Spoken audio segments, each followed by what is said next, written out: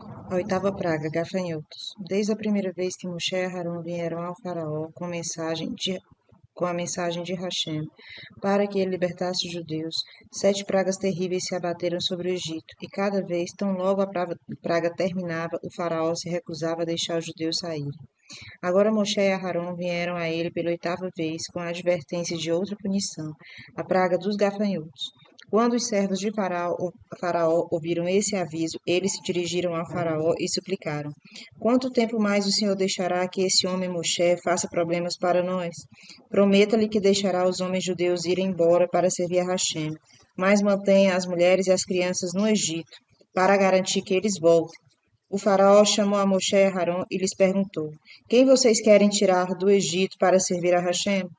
Todos os judeus responderam Moshe e Aarão, homens, mulheres e crianças. Nós levaremos todos os animais também. Nunca, gritou o faraó.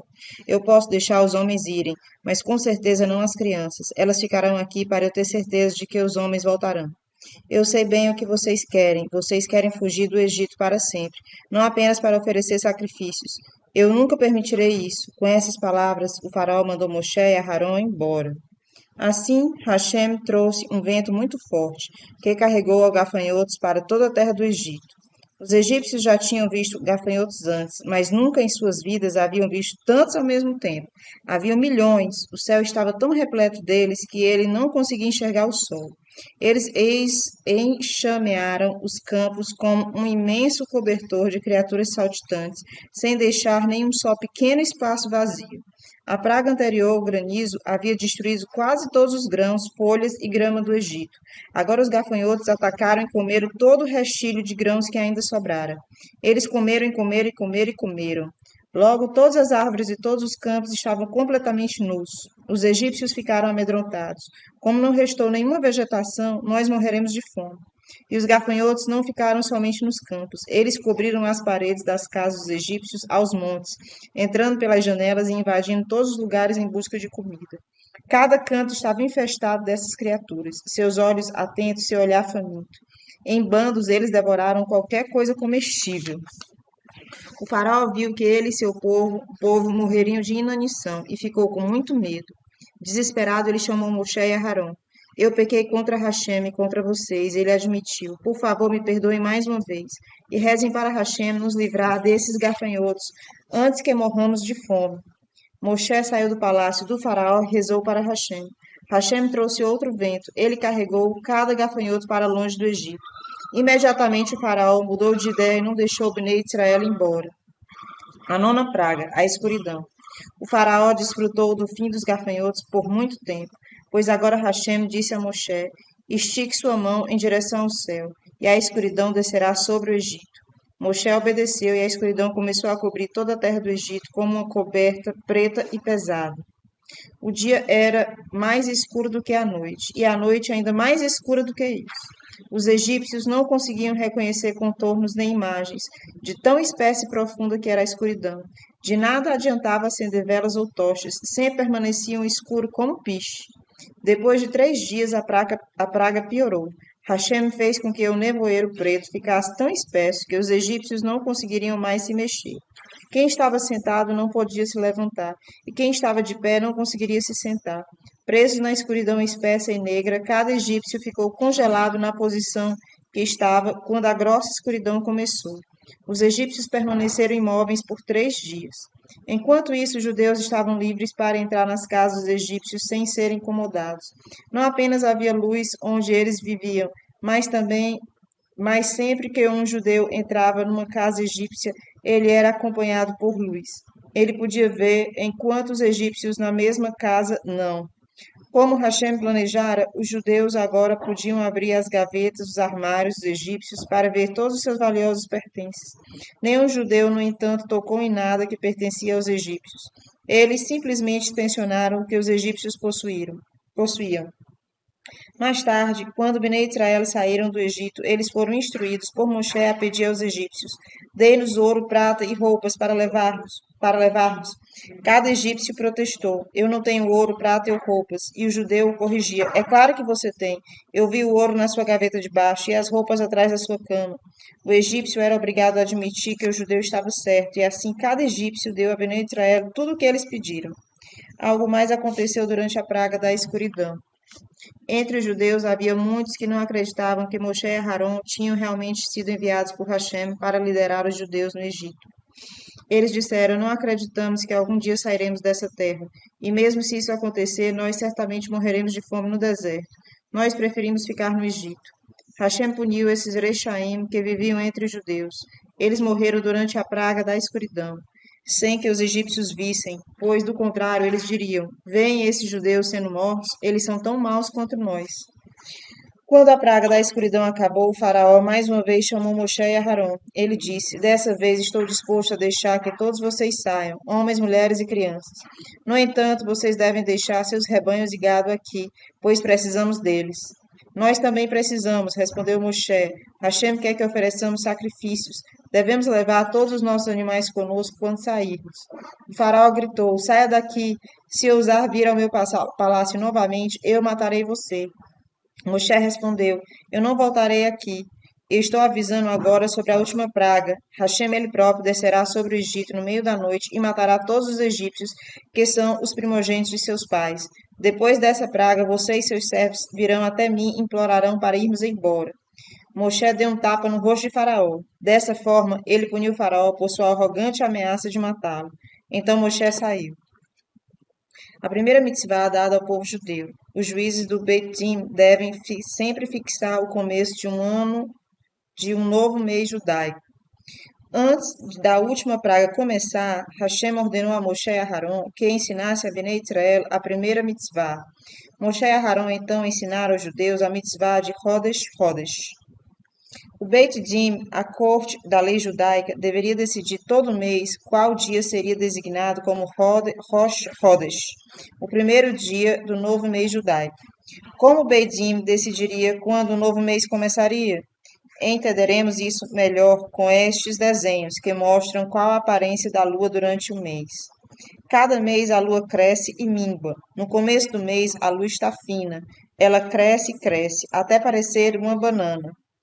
No meio do mês, ela está cheia e redonda, como a laranja. Então, ela começa a minguar novamente. Ela vai diminuindo, diminuindo, até desaparecer ao final do mês. No mês seguinte, ela aparece de novo. Qualquer judeu que visse a lua nova fininha no céu no começo do novo mês deveria ir até o Beit Din. Ele relataria: eu vi a lua nova no céu. Os juízes do Beit Din esperariam outro judeu chegar e afirmar a mesma coisa.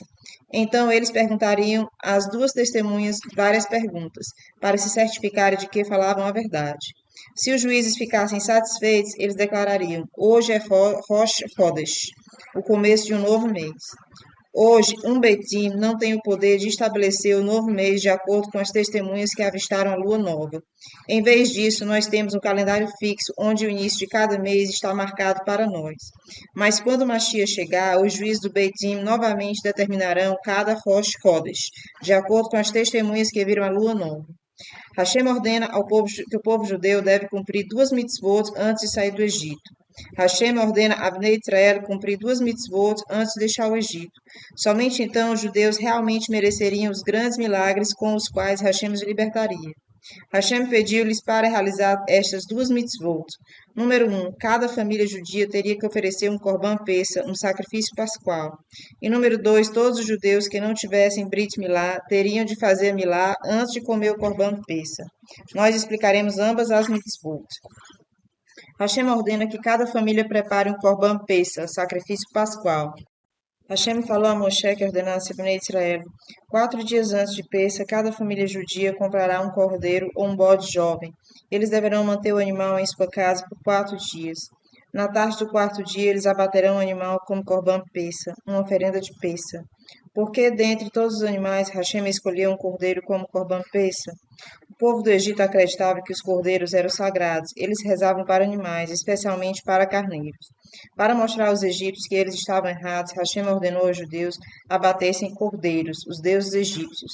Ao cumprir essa mitzvah, os judeus provaram que confiavam em Hashem e não acreditavam nos ídolos egípcios. Porque Hashem ordenou a Bnei Israel preparar cordeiros antecipadamente, 4 dias antes de Pêssah. Um animal é kasher para um corban somente se ele for perfeito, se não tiver nenhum defeito em seu corpo.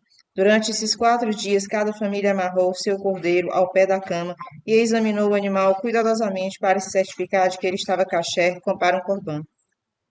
Número 2. Hashem ordenou aos judeus começar a mitzvah alguns dias antes para ganhar o mérito de serem remidos do Egito.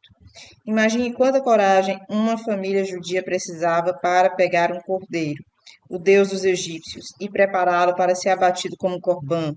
Os judeus tremeram só em pensar em como os egípcios ficariam furiosos quando descobrissem isso. Certamente eles iriam matar cada judeu. E mesmo assim todos os judeus escutaram Moshe. Cada família preparou um jovem cordeiro 4 dias antes de Pêssah.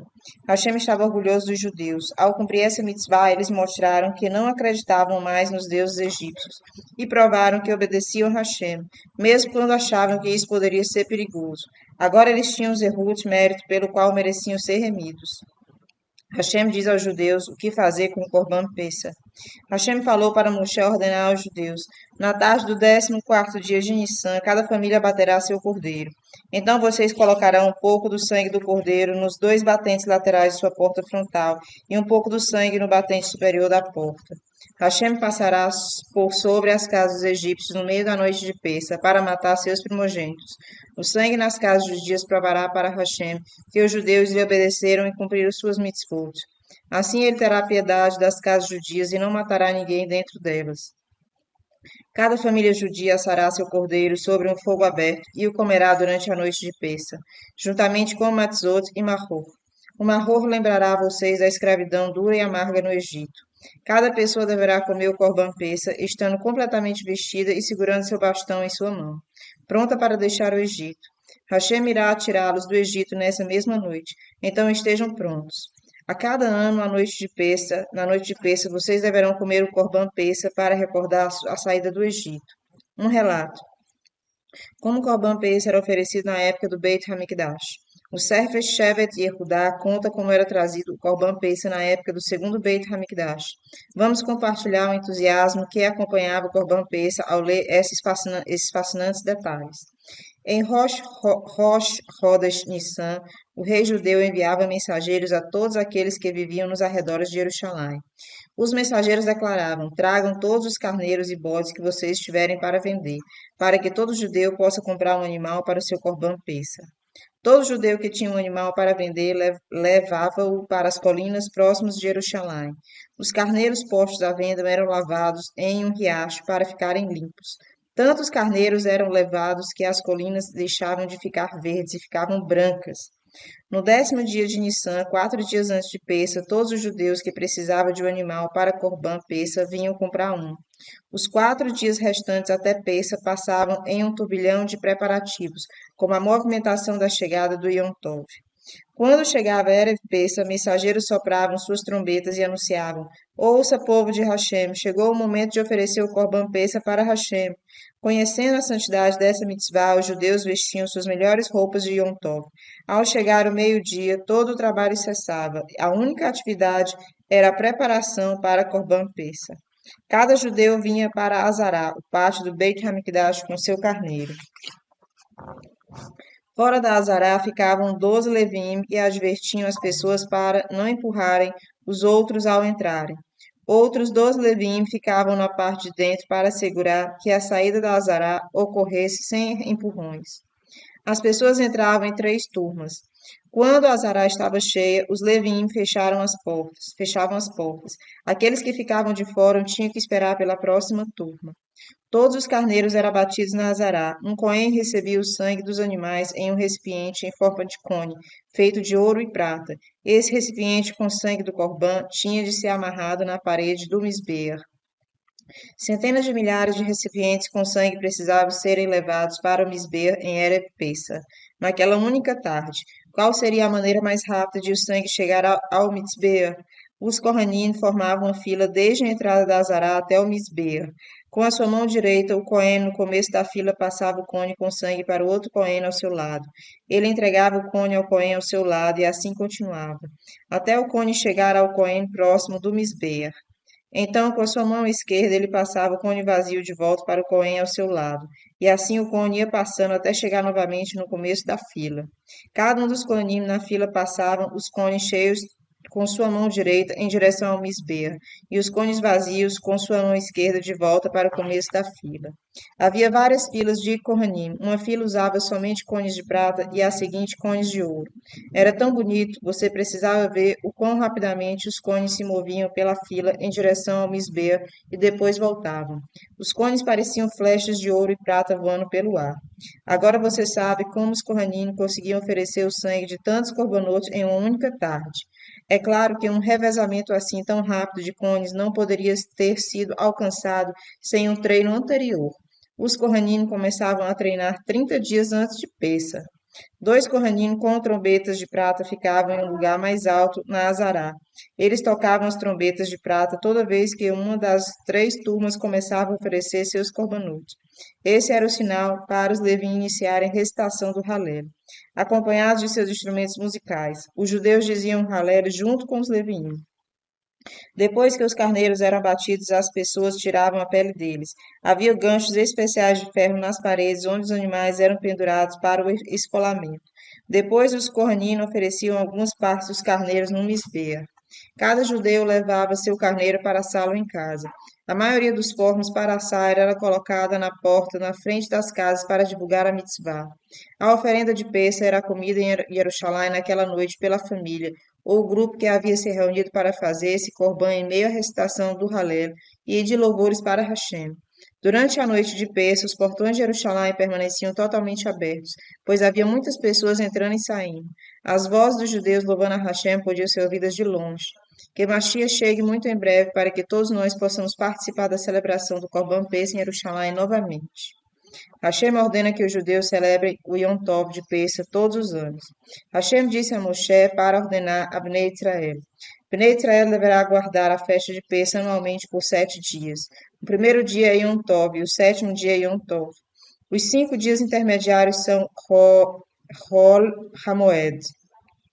Durante essa época, eles não podem comer nenhum hametz, massa fermentada. Em suas casas deverão estar limpas de todo hametz. Na primeira noite de Pêssar, é uma mitzvah comer matzá e relatar sobre Yetziat Mitzrayim, como Hashem nos tirou do Egito. Cada pai judeu deve contar isso aos seus filhos, de modo que os eventos de Yetziat Mitzrayim jamais sejam esquecidos. De fato, a cada ano, desde que fomos libertados do Egito, os pais contam a seus filhos sobre Yetziat Mitzrayim, sentados ao redor da mesa de Pêssar. Cercados pela atenção ávida de seus filhos, os pais relatam os milagres da saída do Egito, detalhadamente. Essa é uma mitzvah importante e preciosa, e quanto mais a pessoa relata sobre isso, maior é a mitzvah.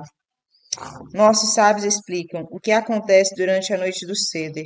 Durante a noite do Seder, quando a família está sentada ao redor da mesa e relata sobre Yetzat Mishraim, Hashem reúne todos os anjos do céu e lhes diz: Vamos agora ouvir como meus filhos contam sobre a redenção do Egito. Todos os anjos se reúnem e ouvem. Os anjos ficam felizes, pois quando os judeus foram tirados do Egito, foi-se como Hashem também tivesse sido remido. Quando Bnei Israel sofre, é como Hashem estivesse sofrendo também. Os anjos também começaram a louvar a Hashem pelos milagres que ele realizou durante Yetzat Mishraim.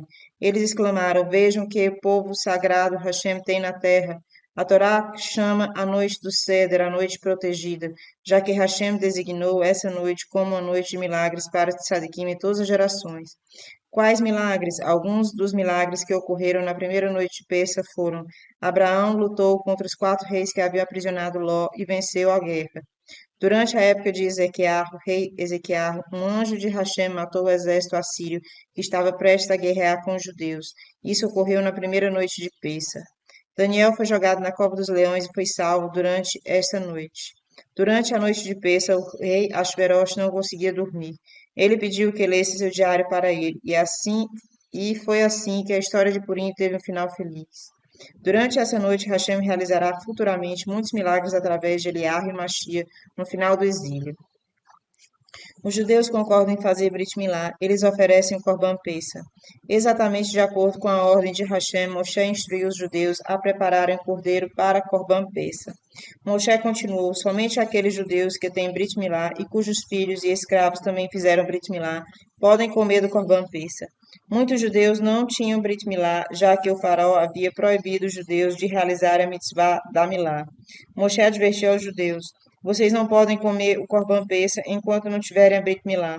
Vocês podem ver que a Milá é uma mitzvah importante, porque quando eu estava a caminho do Egito, quase fui morto por um anjo, por não ter feito Brit Milá em meu filho. Os judeus concordaram que Moshe fizesse a Milá neles e em seus filhos. Hashem disse: agora Bnei Israel merece ser remido. Eles cumpriram duas mitzvot, Brit Milá e a oferenda do Corban Pessa. Foi em um Shabat que os judeus pegaram seus cordeiros e os trouxeram para casa para mantê-los como Corban Pessa. Quando os egípcios descobriram que Bnei Israel iriam abater os cordeiros, seus deuses, eles ficaram furiosos.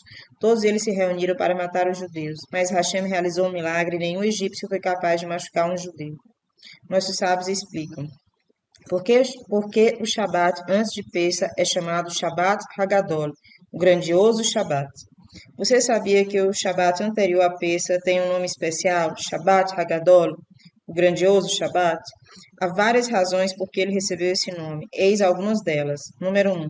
Hashem miraculosamente salvou os judeus das mãos dos egípcios, que queriam matá-los. Como foi no Shabat antes de Pessa que ocorreu esse grande milagre, nós o chamamos de Shabat Hagadol, grandioso Shabat, para nos lembrarmos desse milagre para sempre. Número 2. Outro evento que aconteceu nesse Shabat. Quando os egípcios viram que os judeus haviam pego cordeiros para seus sacrifícios de Pessa, eles lhes perguntaram: por que vocês estão preparando esses cordeiros? Os judeus responderam: Hashem em breve trará sobre o Egito a praga da morte dos primogênitos, e ele nos ordenou oferecer sacrifício de Pessa para que sejamos salvos dessa praga. Quando os primogênitos egípcios escutaram isso, eles foram até os seus pais e até Faraó exigiram: libertem os judeus. Nós não queremos ser mortos em uma praga. Seus pais e o Faraó se recusaram, e então os primogênitos empunharam suas espadas. Aconteceu então uma batalha na qual muitos egípcios morreram. Para recordar esse evento, nós chamamos o Shabat em que isso aconteceu de Shabat Hagadol. Número 3. Shabat Hagadol também pode ser traduzido como grande Shabat, o grandioso Shabat. Até agora os judeus tinham sido como crianças pequenas, porque nunca haviam cumprido nenhuma mitzvah. Naquele Shabat, entretanto, eles cumpriram sua primeira mitzvah, prepararam um cordeiro para o Corban Pessa. Esse foi o começo de sua observância das mitzvot, e, de certo modo, eles se tornaram grandes ou adultos, tal como um menino no dia de seu Bar Mitzvah. Assim nós chamamos esse Shabat de o grande Shabat. A última praga, a morte dos primogênitos egípcios.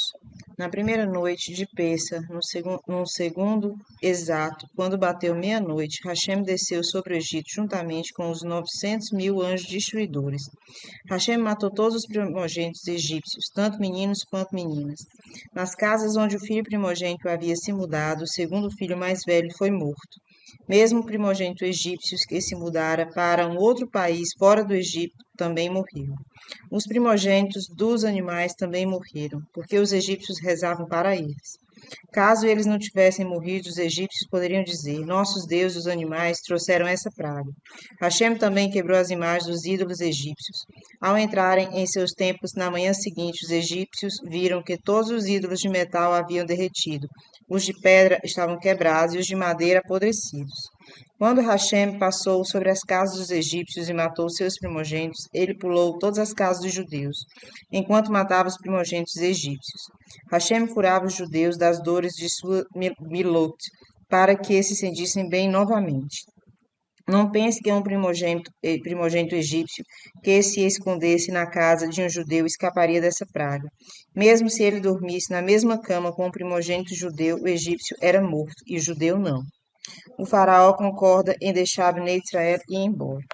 Naquela noite o faraó foi dormir como de costume. No meio da noite ele foi acordado por gritos e lamentos por todo o palácio.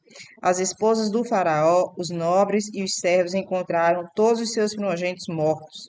Quando o faraó viu os mortos por toda parte, ele soube que dessa vez tinha que agir imediatamente. Chamem a Moshe e a Arão agora mesmo. Ele gritou. Tomado pelo pânico, eles devem tirar todos os judeus daqui. O faraó temia por sua própria vida também. Ele próprio era um primogênito. Seria ele o próximo a ser atingido pela praga? Essa noite foi muito estranha. Estava claro como o dia. Hashem clareou a noite, de modo que todos pudessem ver nitidamente sua punição sobre os primogênitos. O faraó estava desesperado para encontrar Moshe e Aharon, mas onde eles viviam? O faraó não fazia ideia. Eles e seus servos começaram a bater nas portas de todas as casas judias. Onde posso encontrar Moshe e Aharon? O faraó perguntava em cada porta. Preciso falar com eles agora. Os judeus não podiam acreditar no que viam. Aqui estava o rei do Egito, no meio da noite, indo de porta em porta para encontrar Moshe. As crianças judias decidiram se divertir às custas de Faraó. Moshe mora aqui, falava uma criança. Não, é ali, dizia outra. Levou muito tempo até que Faraó encontrasse a casa certa. O faraó suplicou a Moshe: leve todos os judeus de uma vez, homens, mulheres, crianças e seus animais também. Você me disse que somente os primogênitos morreriam, mas não há uma casa egípcia que não tenha um morto dentro dela. Por favor, reze para Hashem para que eu não morra também. Eu sou um primogênito e estou com muito medo que Hashem me mate. Moshe respondeu: nós não sairemos do Egito no meio da noite como ladrões. Nós iremos amanhã pela manhã. Bnei Israel vão embora do Egito. Na manhã seguinte, Bnei Israel, homens, mulheres, meninos e meninas, deixaram a terra do Egito.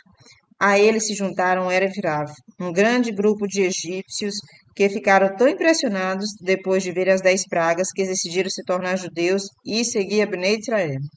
Bnei Israel havia preparado a massa para ser assada e levada na viagem, mas os egípcios os pressionaram tanto para partirem logo que os judeus não tiveram tempo de deixar a massa crescer o suficiente para ser assada e virar pão. Assim eles levaram com eles uma massa crua que não fermentou. Mais tarde ela ficou assada pelo sol e virou matzá. Os judeus também levaram em suas próprias costas a matzá e o maror que sobraram de sua refeição de peça. Eles não quiseram colocar essas sobras sobre seus jumentos, mas preferiram carregá-las consigo, de tanto que eles apreciavam e amavam as mitzvot de Hashem. Antes de Bnei Israel partir, Moshe lhes ordenou: peçam ouro e prata aos seus vizinhos egípcios. Os judeus pediram os objetos de valor a seus vizinhos, e os egípcios lhes deram tudo o que pediram. Dessa forma, Hashem cumpriu a promessa que ele fizera a Abraão mais de 400 anos antes. Seus filhos, Bnei Israel, estarão em uma terra estrangeira e serão escravos lá, mas depois eles sairão com grandes riquezas. Nossos sábios explicaram com o que Moshe estava ocupado antes de sair de Mitzrayim. Moshe adiou a mitzvah de pedir ouro e prata aos egípcios. Ele estava ocupado com 2 outras mitzvot que o impediram de se tornar um homem rico como o restante de Bnei Israel. Número 1. Ele cortou e recolheu madeira de Chitim. Quando nosso patriarca Jacó foi para o Egito, ele plantou cedros ali, porque ele sabia que um dia os judeus precisariam de sua madeira para construir o Mishkan, o tabernáculo. Agora Moshe estava recolhendo toda essa madeira de cedro. Os tzadikim entre Bnei Israel a carregaram para fora do Egito. Essa madeira foi usada para as vigas do Mishkan. Número 2. Moshe sabia que Bnei Israel prometeram a José, levar seus ossos quando saíssem do Egito. Moshe queria cumprir essa promessa, mas ele tinha um pequeno problema. Onde José estava enterrado? Moisés não sabia, pois José fora enterrado cerca de 60 anos antes de ele nascer. Mas Moisés encontrou uma senhora muito idosa, Serach, a filha de Asher, Ben Yaakov, que revelou a Moshe: eu sei onde os egípcios enterraram Yosef. Eles puseram seu corpo em um caixão de metal e afundaram no rio Nilo. Venha, eu mostrarei a você o local onde foi afundado o caixão de Yosef. E Serach levou Moshe até lá. Moshe pegou uma placa de ouro e escreveu nela: Alech Shor, levante-se touro, porque Yosef é comparado na Torá a um forte touro. Hashem realizou um milagre e o pesado caixão de ferro flutuou sobre a superfície do rio. De acordo com outra opinião de nossos sábios, José foi enterrado no cemitério dos reis egípcios. Quando Moshe foi até esse cemitério, ele viu Filas e filas de caixões, não sabia qual deles era de Yosef. Hashem, no entanto, fez com que o caixão de Yosef se balançasse miraculosamente. Assim Moshe pegou e entregou a Bnei Israel para ser levado com eles para o deserto. Na verdade, Moshe não recolheu ouro e prata dos egípcios, mas você acha que ele permaneceu pobre? Não, pois Hashem lhe retribuiu de uma maneira diferente. As luchot, as tábuas que ele deu a Bnei Israel no Monte Sinai, foram talhadas em safira, uma pedra preciosa. Quando Moshe talhou as segundas luchot, Hashem lhe deu toda a safira que restou, depois que as tábuas ficaram prontas, e Moshe tornou-se um homem rico. Hashem concedeu grande honra a Moshe por ele ter cuidado do caixão de Yosef. Você sabe quem enterrou Moshe depois que ele morreu? A resposta é que não foi nenhuma pessoa, foi Hashem, ele próprio. Porque Moshe, o maior de todos os judeus, cuidou para que Yosef tivesse um enterro adequado. Moshe foi enterrado pelo maior de todos, Hashem, ele próprio. Essa foi a grande honra concedida por Hashem a Moshe. O Midrash nos conta como Hashem tirou o Bnei Israel do Egito apesar da magia dos egípcios. Os egípcios eram feiticeiros fantásticos. Com sua magia, eles sabiam como impedir que qualquer pessoa saísse do Egito sem permissão. Em cada portão do Egito havia cães esculpidos em ouro. Esses cães de ouro começavam a latir assim que algum escravo tentava escapar do Egito. Eles lançavam feitiços sobre o escravo fugitivo, de modo que ele era mantido dentro dos limites do país. No entanto, quando Hashem tirou o Bnei Israel do Egito, ele anulou toda a magia. Nenhum dos cães sequer moveu sua língua contra Bnei Israel. Os judeus saíram livremente. Hashem ordena duas mitzvot que nos ajudam a recordar Yetziat Mitzrayim. Hashem ordenou a Moshe que instruísse a Bnei Israel em duas mitzvot que os ajudariam a recordar para sempre como os judeus, como Hashem os tirara do Egito. A mitzvah de que todo primogênito judeu é sagrado e deve ser remido por um Cohen. Como Hashem salvou da morte todos os primogênitos judeus do Egito, ele decretou que cada um deles é sagrado e lhe pertence. Os pais judeus, no entanto, devem remir seu filho primogênito de um Cohen. Como isso é feito? Os pais do primogênito pagam ao Cohen com dinheiro ou com objeto que valha 5 shelaim, cerca de $107 ou 227 reais, mas poderia ser mais ou menos do que isso, dependendo do valor da prata da época. 30 dias depois do nascimento do bebê. Esse ato é chamado de resgate do primogênito. A mitzvah de Pidyon ha-ben, comprar de volta, o filho primogênito, é acompanhada de uma refeição festiva e muita alegria. Hashem também ordenou que cada primogênito de gado kasher pertence ao Cohen. Um judeu também não pode utilizar o filhote primogênito de um burro. Esse também deve ser remido, ou então morto através de um golpe de machado em seu pescoço. A mitzvah de colocar tefilim. Hashem ordenou que todos os homens judeus a partir de 13 anos coloquem tefilim todos os dias. Dentro dos tefilim há pergaminhos onde são escritos alguns trechos da Torá. Alguns dos pesukim dentro dos tefilim falam sobre Yetziat Mitzrayim. Portanto, ao colocar os tefilim, nós também nos recordamos de como Hashem nos tirou do Egito.